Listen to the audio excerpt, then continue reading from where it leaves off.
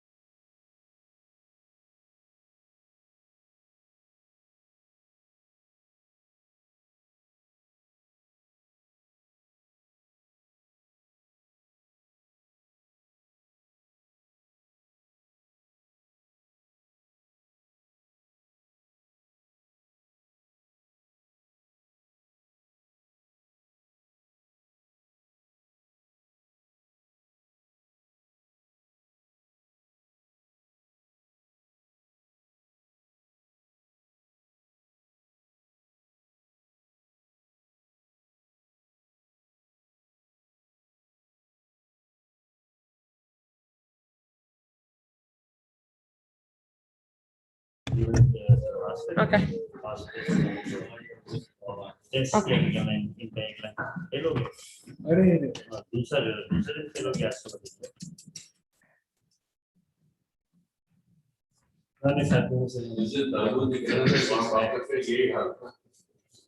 اللہ جو رحمت عطا فرمائے گا.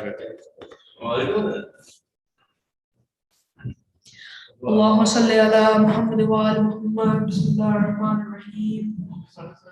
عن جابر بن عبد الله الأنصاري عن فاطمة الزهراء عليه السلام بنت رسول الله صلى الله عليه وآله قال سمعت فاطمة أنها قالت دخل علي أبي رسول الله في بعض الأيام فقال السلام عليك يا فاطمة فقلت عليك السلام قال إني أجد في بدني ضعفا فقلت له أعيذك بالله يا أبدع من الضعف فقال يا فاطمة ائتيني بالكساء اليماني فغطيني به فأتيته بالكساء اليماني فغطيته به وصرت أنظر إليه وإذا وجهه يتلألأ كأنه البدر في ليلة تمامه وكماله.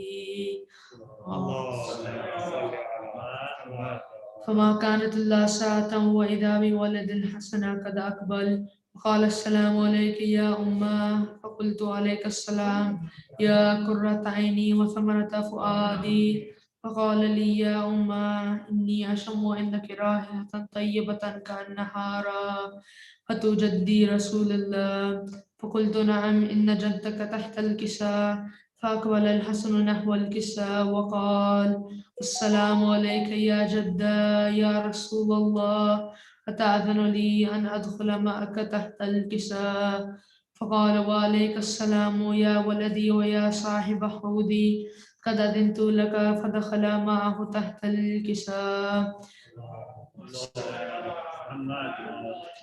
فما كانت إلا ساعة وإذا بولد الحسين قد أقبل وقال السلام عليك يا أمه فقلت وعليك السلام يا ولدي ويا قرة عيني وثمرة فؤادي فقال لي يا أمه إني أشم عندك رائحة طيبة كأنها رائحة جدي رسول الله صلى الله عليه وآله فقلت نعم إن جدك وأخاك تحت الكساء فدنا الحسين نحو الكساء وقال السلام عليك يا جدا السلام عليك يا من اختار الله أتأذن لي أن أكون معكم تحت الكساء فقال وعليك السلام يا ولدي ويا شافع أمتي قد أذنت لك فدخل معهما تحت الكساء فأقبل عند ذلك أبو الحسن علي بن أبي طالب وقال السلام عليك يا بنت رسول الله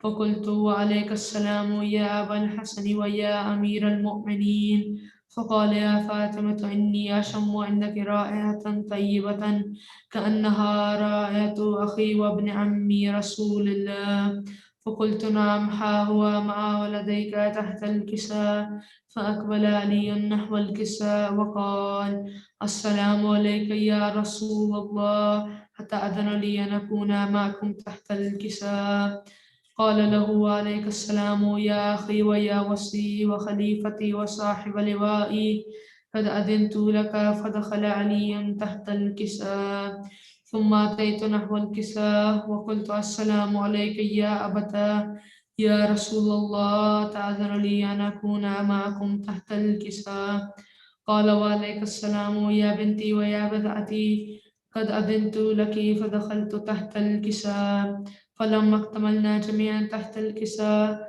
أخذ أبي رسول الله بطرف الكساء وأومأ بيد اليمنى إلى السماء وقال اللهم إنا هو أهل بيتي وخاصتي وهامتي لحمهم لحمي ودمهم دمي يؤلمني ما يؤلمهم ويحزنني ما يحزنهم أنا حرب لمن حاربهم وسلم لمن سالمهم وعدو لمن عاداهم ومحب لمن أحبهم إنهم مني وأنا منهم فاجعل صلواتك وبركاتك ورحمتك وغفرانك ورضوانك علي وعليهم وأذهب عنهم الرجس وطهرهم تطهيرا.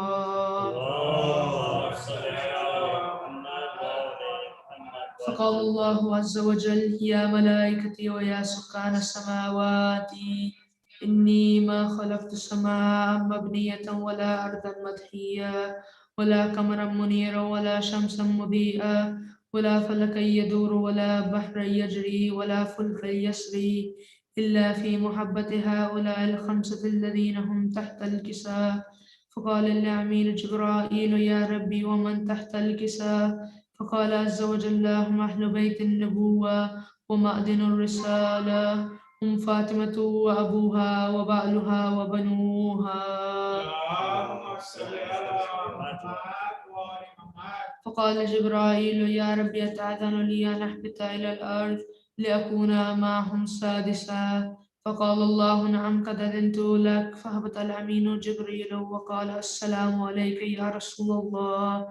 العلي الأعلى يقرئك السلام ويخصك بالتحية والإكرام ويقول لك وعزتي وجلالي إني ما خلقت سماء مبنية ولا أرضا مطحية ولا قمرا منيرا ولا شمسا مضيئا ولا فلكا يدور ولا بحرا يجري ولا فلكا يسري إلا لأجلكم ومحبتكم وقد أذن لي أن أدخل معكم فهل تأذن لي يا رسول الله؟ فقال رسول الله وعليك السلام يا أمين وحي الله إنه نعم قد أذنت لك. فدخل جبريل معنا تحت الكساء.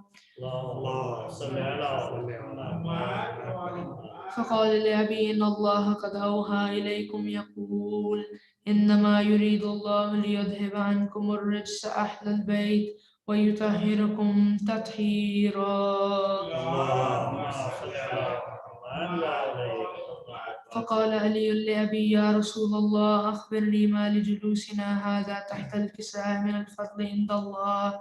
فقال النبي والذي بعثني بالحق نبيا واصطفاني بالرسالة نجيا ما ذكر خبرنا هذا في محفل من محافل أهل الأرض وفيه جمع من شيعتنا ومحبينا إلا ونزلت عليهم الرحمة وهفت بهم الملائكة واستغفرت لهم إلى أن يتفرقوا.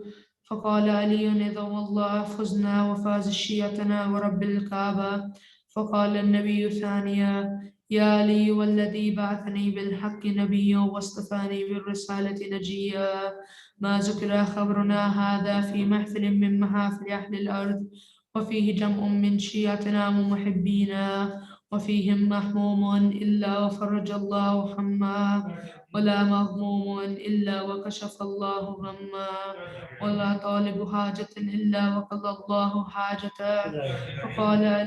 فقال علي إذا والله فزنا وسعدنا وكذلك شيعتنا فازوا وسعدوا في الدنيا والآخرة ورب الكعبة. اللهم صل على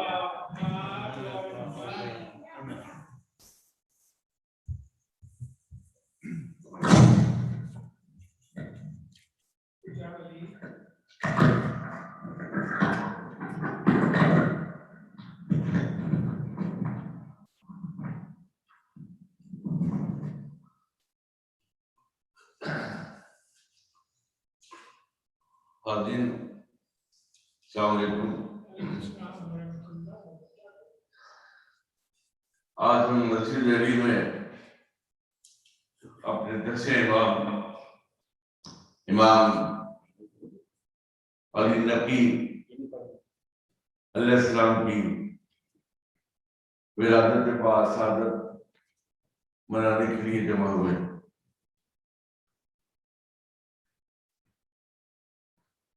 इमाम की विलादत और जिसने आप सबको मुबारक हो। मैं 4 मिसरे आपकी खिदमत में पेश करता हूँ। उसके बाद मेरे एक अजीज यहाँ तशरीफ फरमाए। वो आफ्ताबे शरफे अहमतो ईमा आया। अब्बास साहब आप पढ़े? बहुत हो।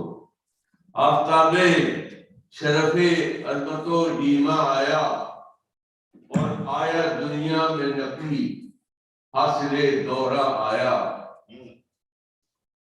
और तस्वीगाने मैं इरफान की सैराबी को जश्नगाने मैं इरफान की सैराबी को लेकिन तफसीर वही साहिब कुरान है।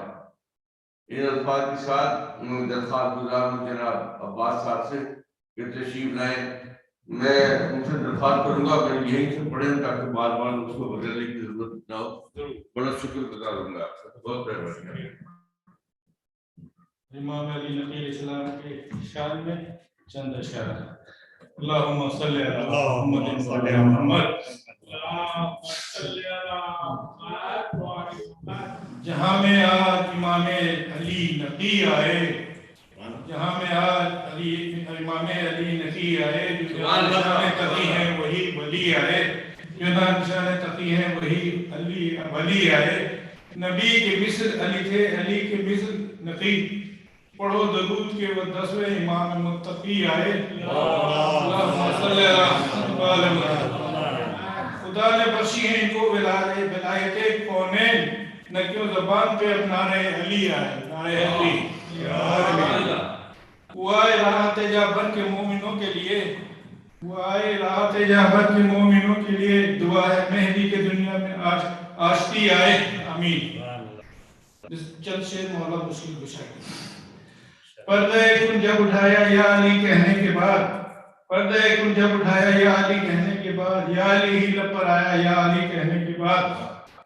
आज़मा के सबको खैबर में रसूलुल्लाह ने, आज़मा के सबको खैबर में रसूलुल्लाह ने फतह का मज़दा सुनाया या अली कहने के बाद।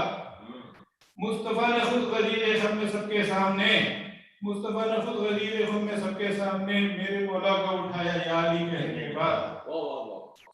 धूप तो होगी क़यामत में क़यामत की मगर, धूप तो होगी क़यामत में क़यामत की मगर, हमको मिल जाएगा साया या अली कहने के बाद। या अली कहने से पहले किस मुसीबत में था मैं, या अली कहने से पहले किस मुसीबत में था मैं। किस कदर आराम पाया या अली कहने के बाद, किस कदर आराम पाया या अल्लाहुम्मा सल्ली अला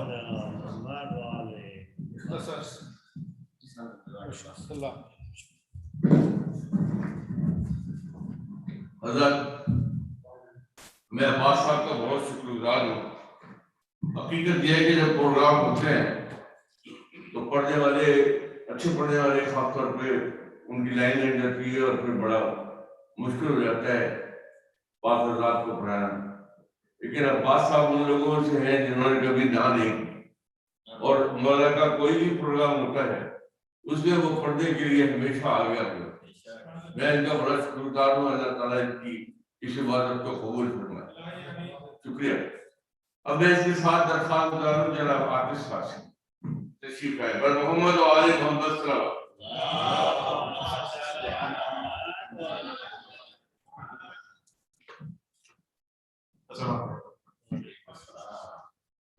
आप सबको हाजी की विलादत बहुत मुबारक।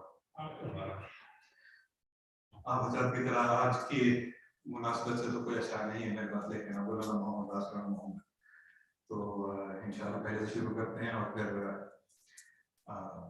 इमाम नकी इस्लाम के साथ कुछ इशारा से इंतजार करेंगे।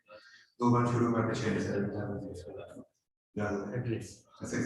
अल्लाहुम्मा सल्ली अला मुहम्मद। दरे हैदर पे आजा अगर जहन्नुम से दहलता है। दरे हैदर पे आजा अगर जहन्नुम से दहलता है। मेरा मौला अली वो है जो तकदीरें बदलता है। दरे हैदर पे आजा अगर तू खुद तहकीक कर और जांच ले सादात के घर को। अगर बीना है तो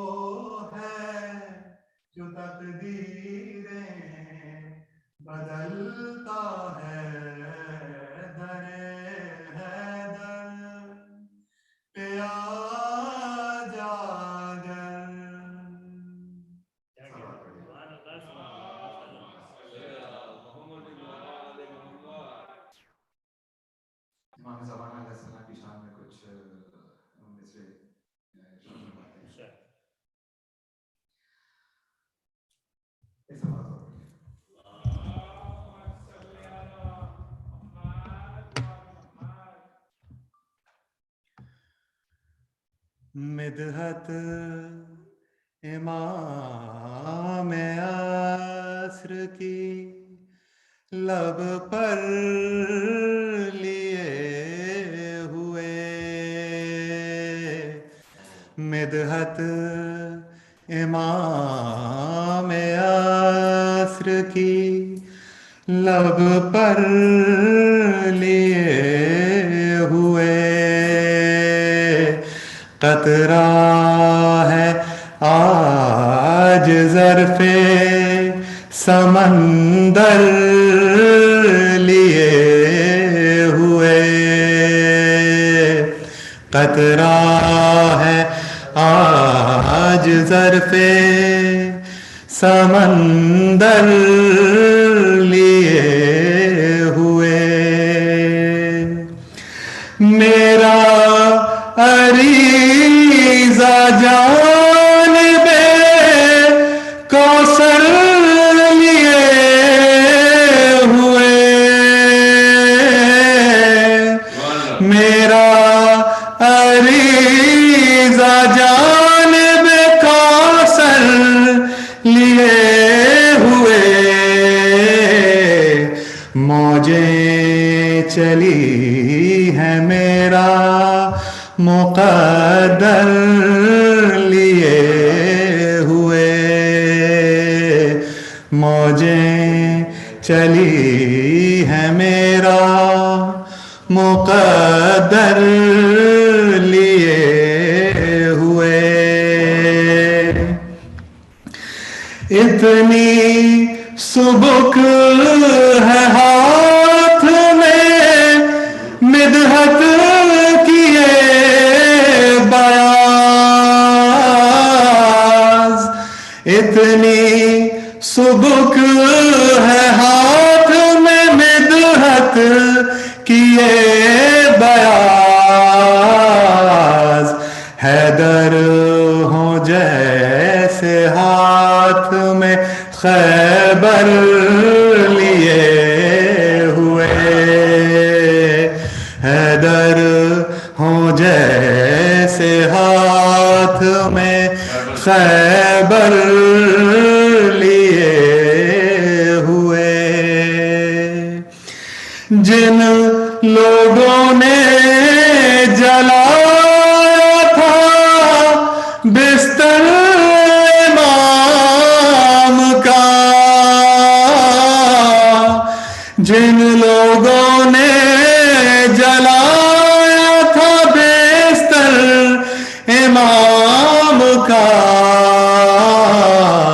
وہ در بدر ہے کاندھے پہ بستر لیے ہوئے، وہ در بدر ہے کاندھے پہ بستر لیے ہوئے، موجیں چلی ہے میرا مقدر لیے ہوئے، قطرہ ہے آج ظرف سمندر لیے ہوئے، مدحت امام عصر کی لب پر لیے ہوئے، صلوات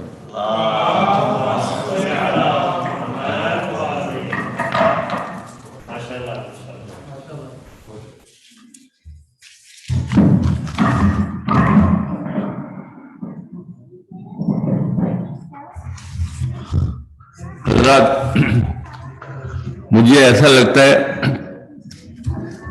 کہ عاطف صاحب کو مولا نے کہا ہے کہ آج منقبت خاں وہاں بزی ہیں تو آپ وہاں جائیے، عموماً یہ یہاں ہوتی نہیں ہے، یہ بھی ایک موضوع ہی ہے۔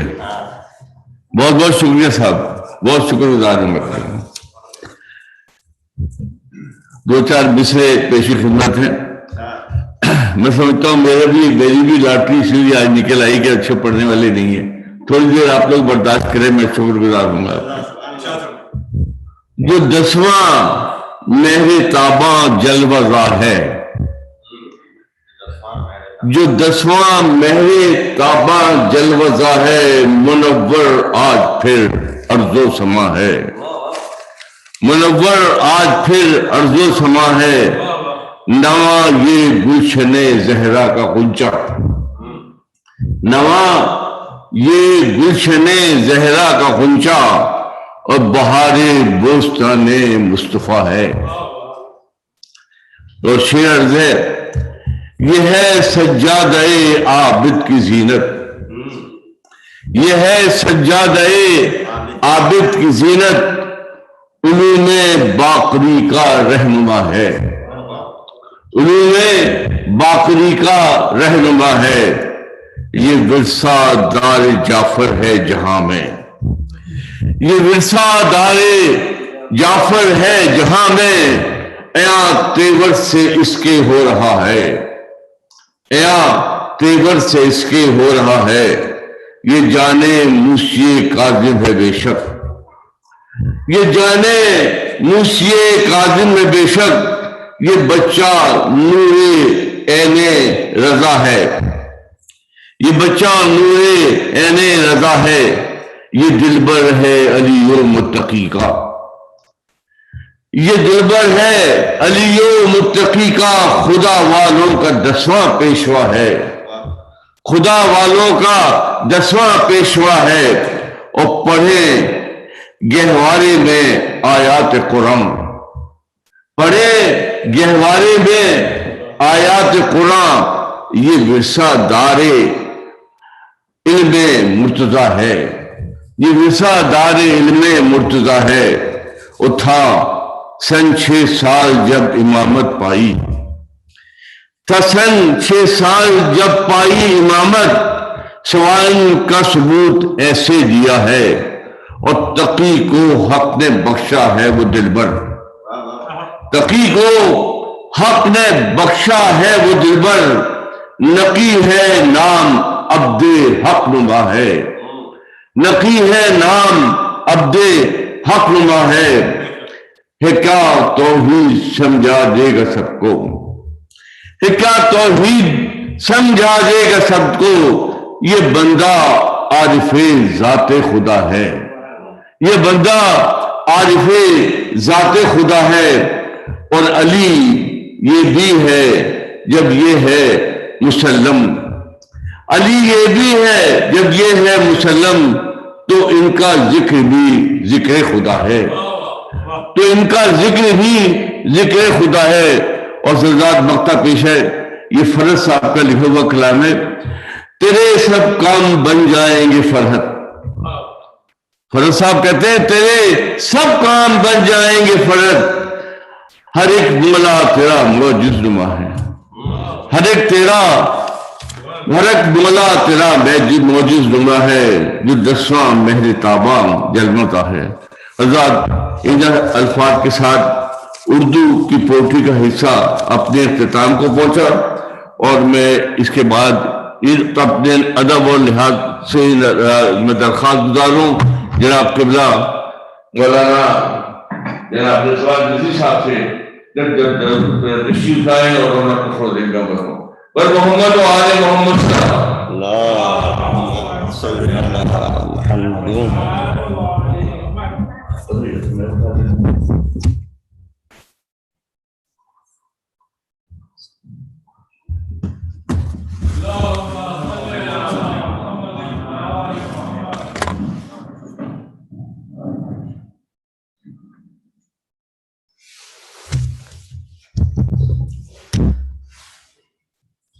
Santam Jazakumullah.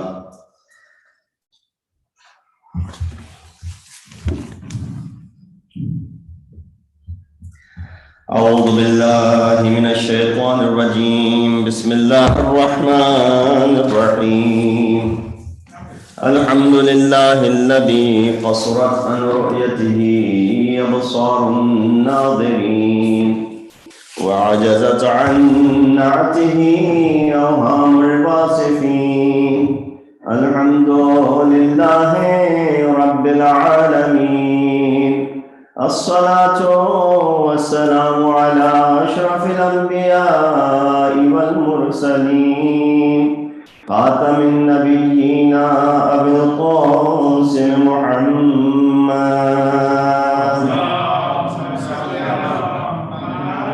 وأهل بيته الطيبين الطاهرين المعصومين الذين أذهب الله عنهم الرجس وطهرهم تطهيرا.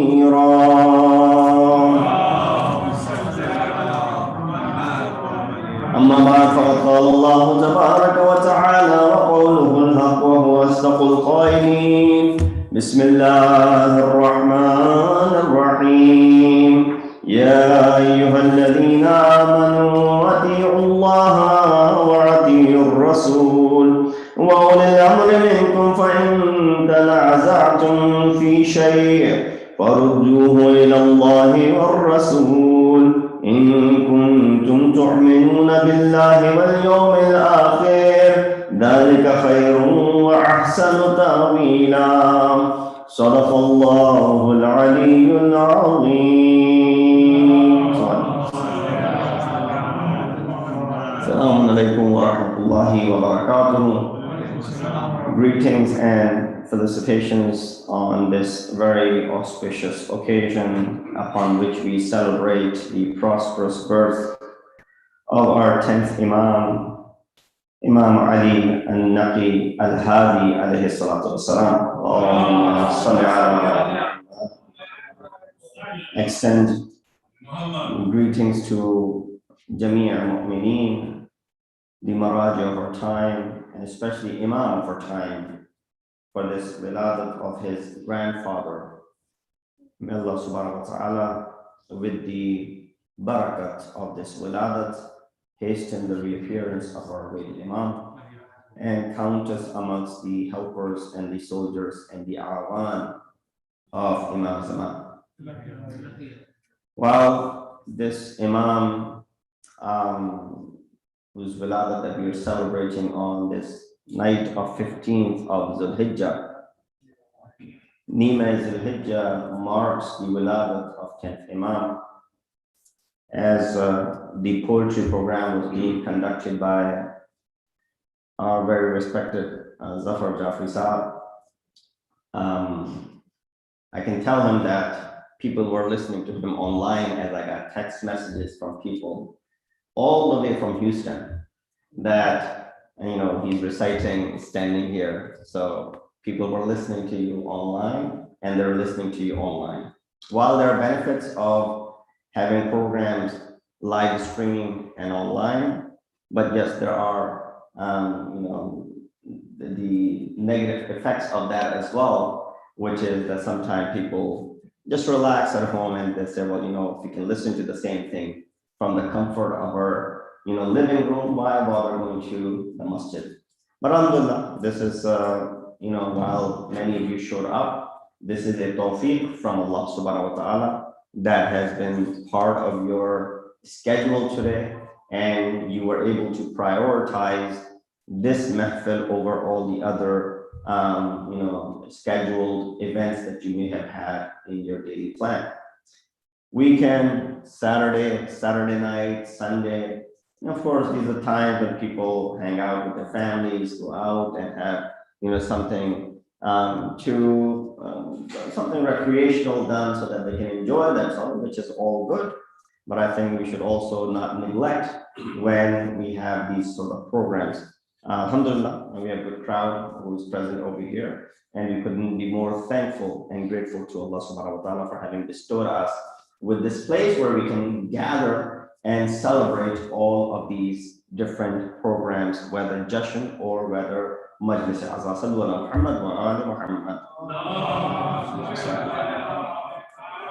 The verse that I recited is from Surah Nisa, ayat number 59.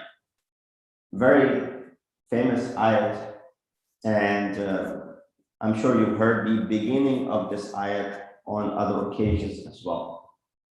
The ayat begins by addressing the mu'mineen, Ya ayyuhalladhina amanu, ati'u Allah wa ati'u Rasul wa ulil amri minkum. Obey Allah, obey the Prophet, and obey those who are ulul amr, those in which the authority has been vested. فَإِن تَنَازَعْتُمْ فِي شَيْءٍ, and if you dispute over something, فَرُدُّوهُ إِلَى اللَّهِ وَالرَّسُولِ, then refer to Allah and refer to His apostle. إِن كُنتُمْ تُؤْمِنُونَ بِاللَّهِ, if you were to believe in Allah, وَالْيَوْمِ الْآخِرِ, and the day of judgment. ذَلِكَ خَيْرٌ وَأَحْسَنُ تَأْوِيلًا, this is better and more favorable in outcome. When we look at this ayat, there's a lot of discussion in the books of tafsir whether this ulul amr, what does Allah subhanahu wa ta'ala mean by the ulul amr? They understand atiullah, that it is referring to the ita'at of Allah subhanahu wa ta'ala, no doubt. They understand atiur rasul, the ita'at and the absolute obedience of the noble prophet. But when it comes to ulul amr, this is where you find a dispute.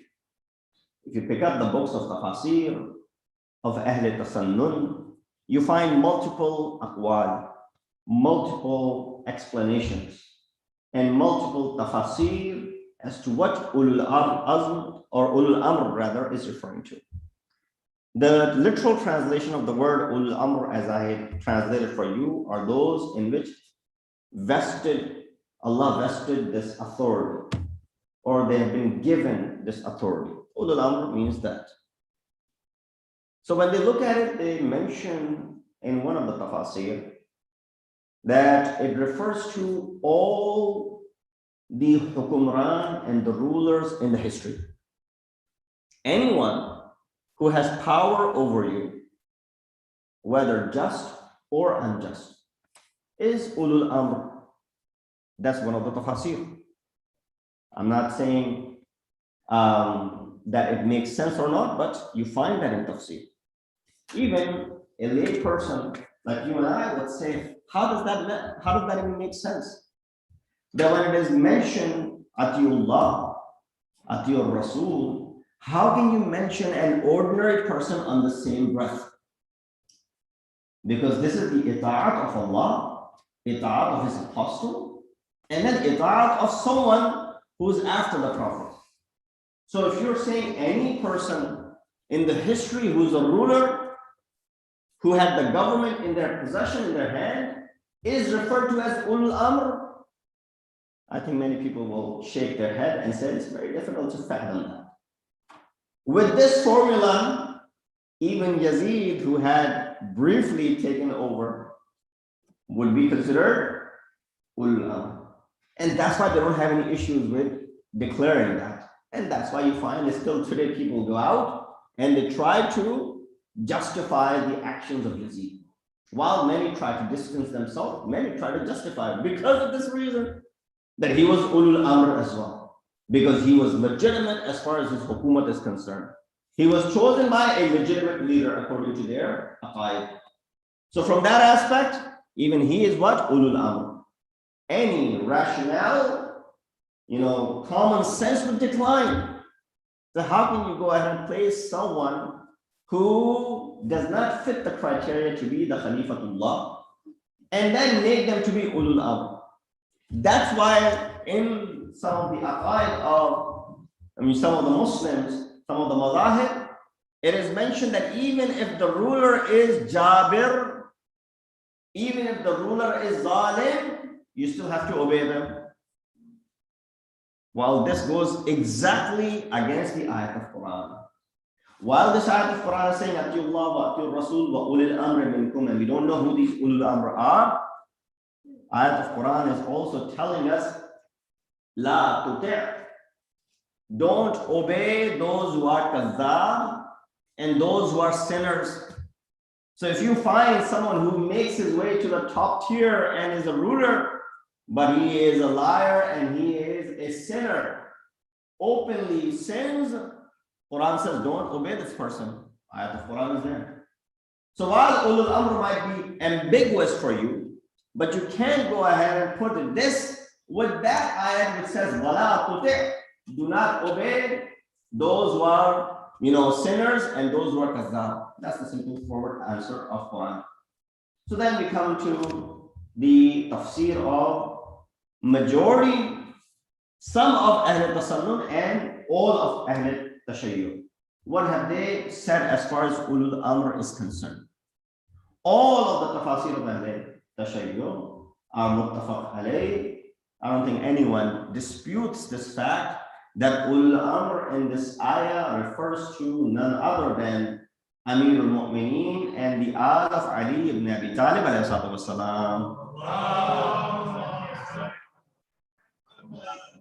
The ones whom we consider to be Ma'soom, those who are the possessor of Ismat and Tahara.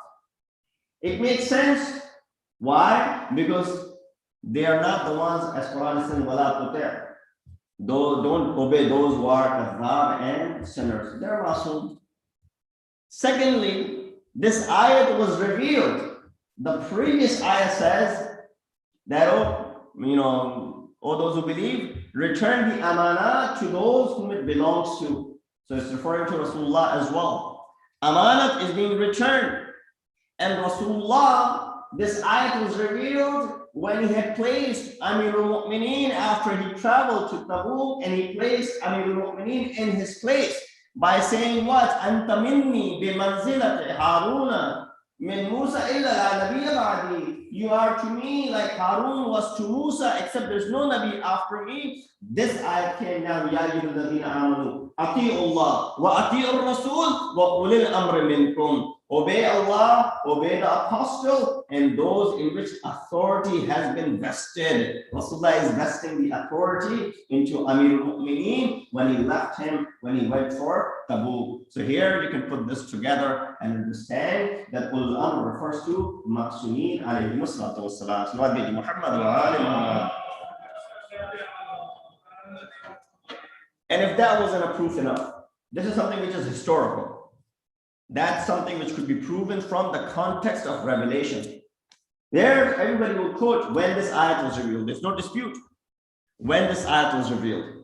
But if they can't make it out with this when this ayat was revealed, and that's not giving them away that it was revealed after Rasulullah had uttered these words about Ali ibn Abi Talib, then Jabir ibn Abdullah al-Ansari, a prominent companion of Rasulullah, he asked Prophet straightforward. Sometimes these questions that are asked by these great personalities makes you wonder. There was a reason why Allah wanted these people to ask these questions, so that these things will remain and it would serve as a proof for us. Jabir asked after this ayat was revealed. Not that he didn't know, but I guess the reason behind him asking was to remove the doubts in the minds of those who were around Prophet. That, oh Rasulullah, this ayat has been revealed. Who are these Ulul Amr as mentioned in this ayah? We don't have any doubt in the ita'at of Allah. We obey Allah. We don't have any doubt in your ita'at, although some had doubt about that.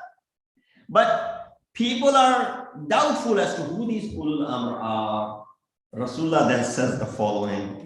He says, Hum khulafa'i ya Jabir wa a'immatul muslimin ba'di. These are my khulafa.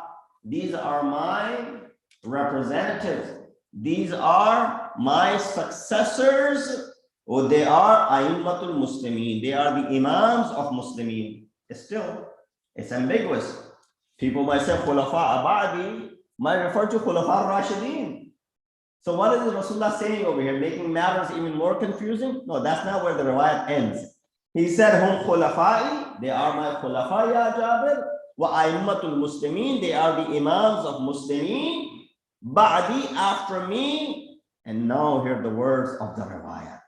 He says, Awwaluhum Ali ibn Abi Talib, ثم الحسن ثم الحسين ثم علي بن الحسين ثم محمد بن علي المعروف في التوراة بالباقر وستدركه يا جابر. That this is, it means Ali, it means Hassan, it means Hussein, it means Ali ibn Hussein, it means Muhammad al-Baqir. the one who is known in Torah as the one who split the knowledge open, satudrikuhu. You will meet him, O Jabir, and when you meet him, convey my salam to him. Sallu ala Muhammad wa ali Muhammad. And then after that, he said, Thumma Sadiq, Ja'far ibn Muhammad, Thumma Musa ibn Ja'far, Thumma Ali ibn Musa, Thumma Muhammad ibn Ali, Thumma Ali ibn Muhammad, Thumma Al-Hasan ibn Ali, Thumma Sammiyi wa Qanniyi Hujjatullah fi ardi. And after the 11th one, it is the one who has the same name as me, Muhammad, and same kunniyat as me, as Abul Qasim. And he's the hujjat of Allah on this earth. Baqiyatuhu fi ibadihi ibn al-Hasan ibn Ali. He's the son of Hasan ibn Ali. Alladhi yaftahu Allahu ala yadihi masharik al-ard wa magharibiha. Through whose hands Allah subhanahu wa ta'ala will open the east and the west of this earth. Alladhi yaghibu an shi'atihi ghaibatan. The one who will go into occultation for his Shia.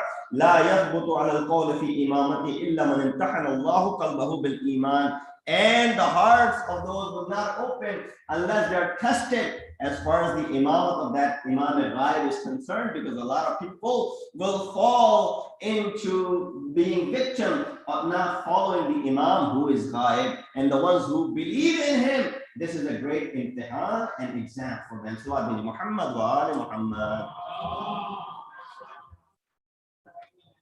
Now after this riwayah, does there remain any doubt whatsoever as to who these ulul amr are? Rasulullah not only mentioned the name, but he also mentioned the awsaf and the attributes of each one of the ulul amr that will come after.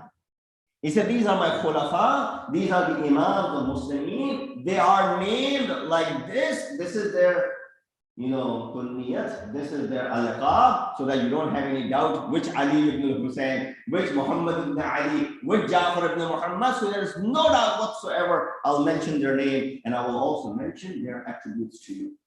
This is as clear of an example as it gets when it comes to understanding who these ulul amr are. The month of Dhul Hijjah brings many great occasions upon us. One of the occasions that it brings upon us is the Wiladat of our 10th Imam, which is in the mid of the month of Dhul Hijjah, 15th day of Dhul Hijjah. Imam alayhi salatu wassalam, of course, son of our 9th Imam, Imam Muhammad al-Taqi al-Jawad alayhi salatu wassalam, his mother, who is known as Samana-e-Maghrabiya. She was a very pious woman, as Imam explained and talked about her with much respect. And his kunniyat was also Abul Hasan. And he's also known as Abul Hasan al-Thalith, the third Abul Hasan, because Imam Musa Kazim, Imam al-Rada were known as Abul Hasan as well. So he's known as Abul Hasan al-Thalith, the third Abul Hasan in a row. While we look at Imam alayhi, he was again one of those Imams who became an Imam at a very young age, at a very tender age. Imam alayhi was not that old when the shahadat of his father takes place in the year 220. The shahadat of our 9th Imam takes place. Imam is probably, at that point, 7 to 8 years old. And the imamat comes onto his shoulders, where he has to lead the ummah. This is where, while some people recognize that yes, he is the imam, and this has been proven in the past that there's no difference as far as the age is concerned, but nonetheless, people say, let this child learn something, attend schooling, go through madrasa, and then become a man of some knowledge, and then we will go ahead and take him as our leader. But right now, he's too young to lead us. So a person by the name Ubaydullah al-Junaidi was hired to teach Imam. Now keep in mind, Ubaydullah al-Junaidi is the scholar of that time who had a great deal of grudge against Ahlul Bayt. And there was a purpose behind it. Appointing this man to lead and to go ahead and teach, they were saying he would be able to influence this child, and while influencing this child, he'll be able to keep an eye on him as well, And this is where we have covered all our bases as far as this 10th Imam is concerned. So while Ubaidullah al-Junaidi, like the previous Imams, like 7th Imam, who spent so many years in the prison, and every time this great, great in a sense that, people with great grudges would be left to go ahead and protect or to be as surveillance over Imams to make matters difficult for them. But every time these difficult people were appointed to go ahead and make matters severe on Imam, they turned out to be what? They turned out to be the closest of the companions of Imam by seeing their, kirdar, by seeing their character, by seeing what they're doing.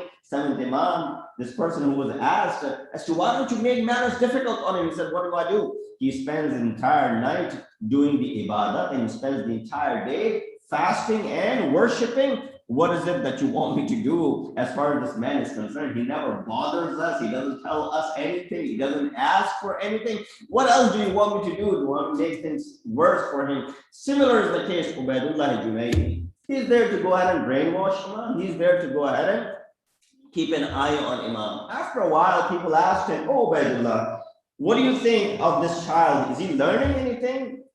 This is the effect on this man who held grudge against Al-Bayt. He responds by saying, يَظُنُّ النَّاسِ أَنِّي أُعَلِّمُهُ وَأَنَا وَاللَّهِ أَتَعَلَّمُ مِنْهُ.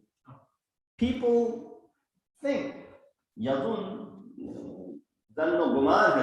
people think that I am teaching him, but by God, أَنَا وَاللَّهِ أَتَعَلَّمُ مِنْهُ. By God, I'm learning from him.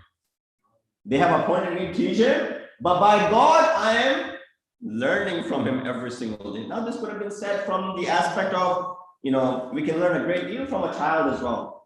But he did not mean in that way. He said, no, I'm greatly benefiting from the knowledge of this child. هَذَا وَاللَّهِ خَيْرُ أَهْلِ الْأَرْضِ.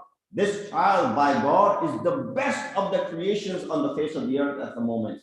And there's no one more knowledgeable than him. He is not only Hafiz al-Quran, but he knows the ta'wil and the tanzil, and he knows when and which ayat was revealed, and he has the entire knowledge of Quran. People think I am teaching him, I am his muta'allim, but on the contrary, I am learning and benefiting a great deal from him. To be able to influence someone, a grown man, who has grudge against you, and to turn him in that way 180 degrees is really a mastery. And Imam did not have to go out of his way to do that. All Imam had to do was be himself, and that's how Ubaidullah al-Junaidi was converted. Sallallahu Muhammad wa ali Muhammad.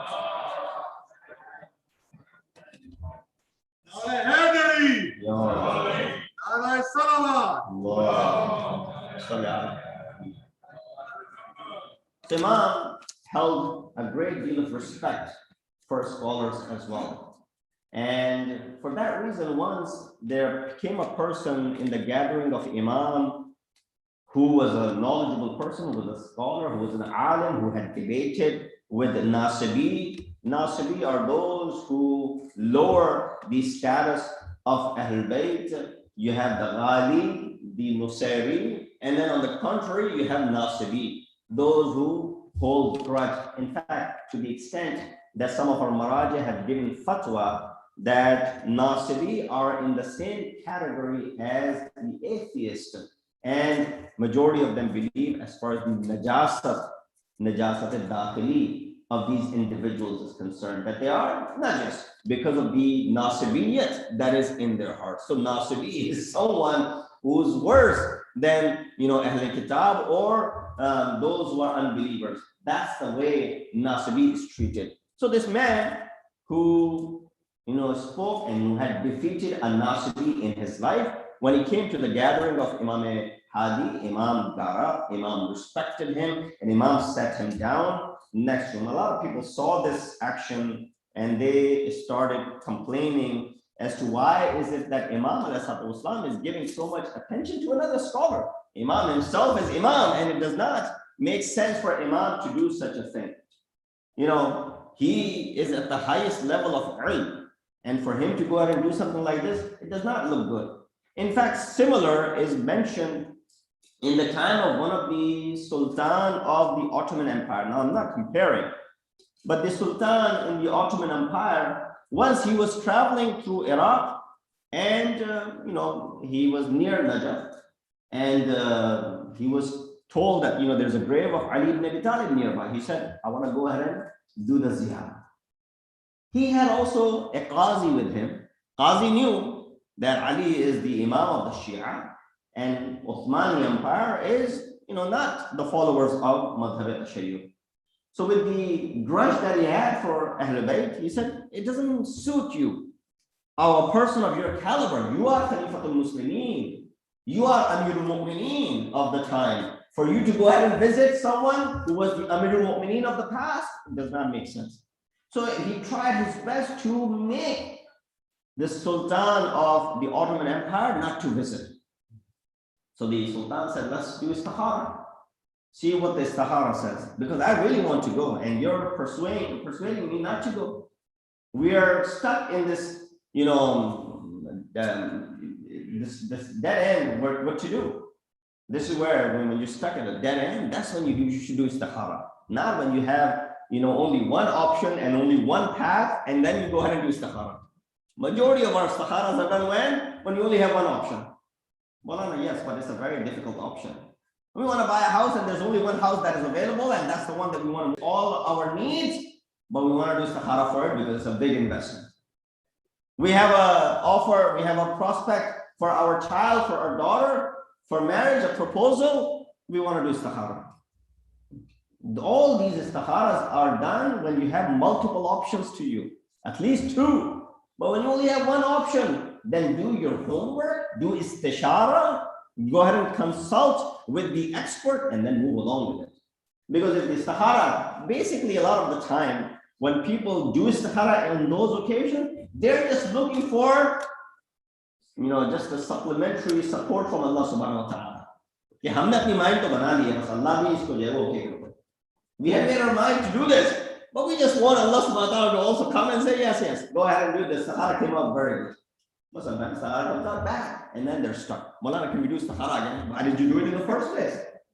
If you were so tied up in this thing and you want to do it, istikhara came negative, you should just abandon it. So that is something unfortunately happens. Sometimes people would have two things. They say, no, I have two options. Do two istikharas. No, you don't need two istikharas if you have two options. You do one istikhara for object A. If it comes out positive, you take that object A. But if it comes out negative, you go to object B. It's not like you do istikhara separately for object A and then you do istikhara separately for object B. What if both istikharas come out to be good? What if both istikharas come out to be negative? Then you're stuck again. So these are some of the etiquettes of istikhara, but unfortunately istikhara is misused many a time. So Sultan of Ottoman Empire said, let's do istikhara. I said, sure, if you are so adamant about it, we'll do istikhara. When they opened the Quran, the ayat of Surah Taha came out, إِنَّكَ بِالْوَادِ الْمُقَدَّسِ فَخْلَعْنَا عَلَيْكَ إِنَّكَ بِالْوَادِ الْمُقَدَّسِ طُوَى. He said, you're stopping me from going for ziyarat, while the ayat of Quran is saying, remove your shoes and enter into this, muqaddas valley with respect. So why is it that you're stopping me from going? Well, Allah subhanahu wa ta'ala is telling me, don't just barge in there, remove your shoes, enter with respect, because you're entering into a valley which is in absolutely muqaddas. So Imam had a great deal of respect for those who were scholars, ulama. And so Imam sat this person next to himself. A lot of people objected. Imam gave proof through Quran. He said, why are you treating this man like this? Imam said, have you not read the ayat of Quran in which Allah says, Ya ayyuhalladhina amanu, O those who believe, إِذَا قِيلَ لَكُمْ تَفَسَّحُوا فِي الْمَجَالِسِ, when you're told to make room in your sittings, then make room. Allah will make room for you, and when you are told, وَيَفْسُ اللَّهُ لَكُمْ وَإِذَا قِيلَ انشُزُوا فَانشُزُوا يَرْفَعِ اللَّهُ الَّذِينَ آمَنُوا مِنكُمْ وَالَّذِينَ أُوتُوا الْعِلْمَ دَرَجَاتٍ. He says, when you're told to make room, you should make room. And when you're told to rise up, do rise up. Hasn't Allah said that Allah will raise those who have faith and those who have been given knowledge in rank? لا يستوي الذين يعلمون والذين يعلم لا يستوي الكل هل يستوي الذين يعلمون والذين لا يعلمون. Say those who have knowledge and those who do not have knowledge, are they equal by any way? No, they're not equal. And that is the reason I'm giving respect to this man, and I'm respecting him because of his ilm and because of this knowledge. I think this is one akhlaq of Imam. I want to use the word akhlaq. This is one method of Imam and the akhlaq of Imam which still prevails in our sufuf, in our majalis. That's why you see, regardless of where a person is from, who this man is, as long as this person is wearing this garb of alim, walks in, all of our mu'mineen stand up from their place. They make room, they make this alim sit down at the best place possible, and that is something which we have learned from the akhlaq of Masumeen alayhi salatu wassalam. Salawat bin Muhammad wa ali Muhammad. So Imam dealt with a lot of these sort of people, those who were actually in distress a great deal, would come and find Imam to be their malja, Imam to be their ma'wa, Imam to be their support and their protection, and they would take refuge in Imam. A person by the name Yunus al-Naqash. He was known as Naqash because he used to carve the rings. These rings that we have that you buy from the, from these atabat, when you go to Najaf, when you go to Karbala, when you go to or different places, you buy these rings, these aqiq or firoza or dur Najaf, or all these rings which are, mustahab to wear. One of the signs of a mu'min is to wear a ring on their right hand, and I will hide my right hand right now because I'm not wearing one. But you find that it is mustahab, and there are a lot of nuqush that are written, inscribed on it. When that's the case, you're supposed to take care of it. If there's an ayat of Quran written on it, make sure that you don't wear it while it's touching your hand and you're without wudu. So all these things come about. This man, Yunus al-Naqash, he came to Imam terrified, trembling and shaking literally. When he came to Imam, he said, calm down, what's up with you? He said, Imam, I'm on the threshold of death. Imam said, why? He said, because the Khalifa had given me a ring, a stone, a gem, to put it into a rikab, into a ring. And today when I was working on it, I broke it into 2 pieces. And I know when you do something like this to the Khalifa, the same Khalifa whom they think ulul amr, the same Khalifa whom they think atiullah wa atiur rasul ulul amr minkum, is part of that. He said, now we know when this Khalifa finds out that I have broken his ring into 2 pieces, that's a death sentence for me. That's how easy it was for them to take lives. They won't spare anyone, even if someone does something this small to them. Imam said, by the grace of Allah subhanahu wa ta'ala, your difficulty will be resolved in the best possible manner. He said, Imam, it's so easy for you to say such a thing, that it'll be solved for me without any hassle. There was a king and he had a vizier. And that vizier of that king always said to his king, whenever something wrong would happen to the king, he said, there's something good in it. For example, he would lose his horse. I'm sure there's something good in it for you. Something else bad would happen to him. There's something good in it for you. One day the king was, using a knife and he cut his hand. And he really badly put a cut on his hand and he was bleeding. Guess what his vizier said to him? There's something good in it for you. The king got mad. He said, every time something happens to me wrong, you say there's something good in it for me? What good could there be? I'm bleeding. Put this man, this vizier of mine, into prison. Because all he does is just tell me something good will happen. I guess, as parents, sometimes we're always encouraging our kids, even if they make mistakes, we tell them that's okay. Don't worry about it. Get up on it. Try again. So that's what the job of the vizier was. He was doing the same exact thing. But the king threw him into the prison. After a while, the king goes on this hunting trip. And, when he's traveling with his guards, he goes so far out in the jungle that he leaves the boundary of his nation or his, place of kingdom. His kingdom, he leaves the boundary of his kingdom. He arrives in a different place there were people who were getting ready to sacrifice.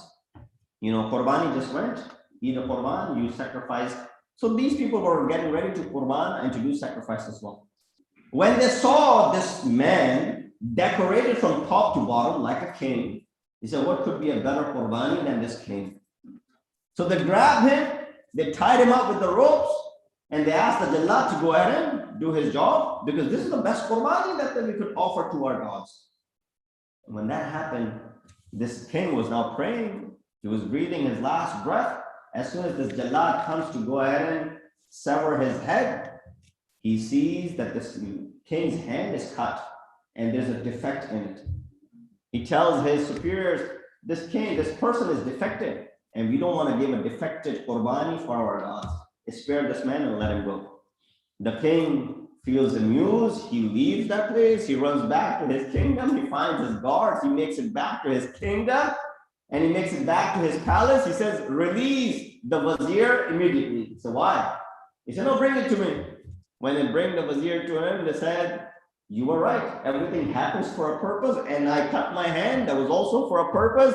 If it wasn't for me cutting my hand, I would have been dead today. That hand, defected hand, saved my life. Otherwise, I would have been Qurban and a Qurbani just now. He said, yes, I told you everything happens for a purpose. King said, now tell me, why were you thrown into the prison? How is that in your favor? He said, King, you know that I never leave you out of my sight. If they had spared your life, they would have sacrificed me. So it was better for me to be in the prison as well. So Imam Imam an-Naqi also said to this man, don't worry about it. Things will be better for you as well. And when he said that, he went back feeling a little bit terrified, but better because he comes from Imam. And then later on, the ruler sends his representative to collect the gem. And now he's trembling and shaking. When I tell this man that I have broken the gem into 2 pieces, they will kill me. This person comes, he says, how's it going? He said, well, I'm still working on it. He said, no, there's a change of plan. The Khalifa now wants you to prepare 2 rings from the same gem, break it into 2 halves, 2 pieces, and make 2 rings instead of 1. This man realizes that Allah knows where to place his risalat, and Imam was correct that my life will be spared by doing such a thing. So Muhammad